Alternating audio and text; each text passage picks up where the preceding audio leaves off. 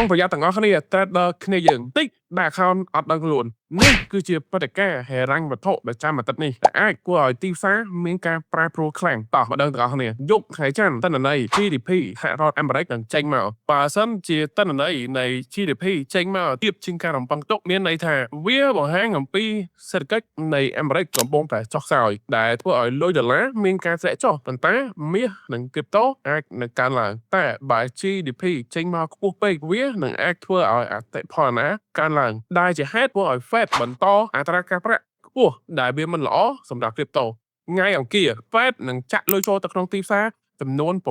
6.9 billion ដុល្លារការចាក់លុយចូលទៅក្នុងទីផ្សារចំនួន 6.9 billion ដុល្លារនេះគឺជាការបង្កើន liquidity នៅក្នុងប្រព័ន្ធធនាគារនៅពេលដែលប្រព័ន្ធធនាគារមានសាច់ប្រាក់ច្រើនវានឹងផ្ដល់សញ្ញាណវិជ្ជមានដល់ទីផ្សារហិរញ្ញវត្ថុព្រោះវានឹងជួយសម្រួលដល់ការជួញដូរនិងកាត់បន្ថយសម្ពាធពីការលក់យ៉ាងគំហុកថ្ងៃពុធគឺជា FOMC announcement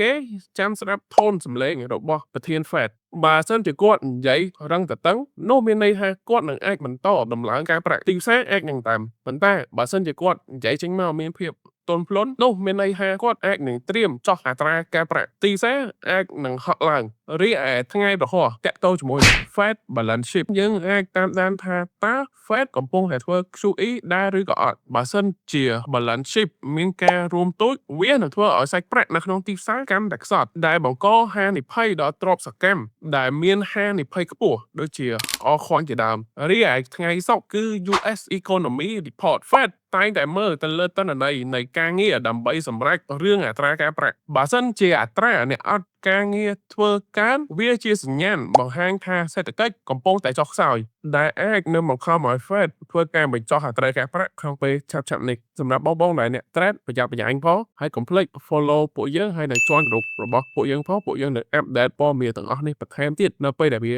ចេញមកហើយសម្រាប់បងដែលចង់សិក្សាបន្ថែមទាក់ទងជាមួយនឹង crypto អាច join group របស់ពួកយើងបាន link នៅខាងក្រោមហើយជួបអ្នកនរគ្នានៅវីដេអូក្រោយជម្រាបលា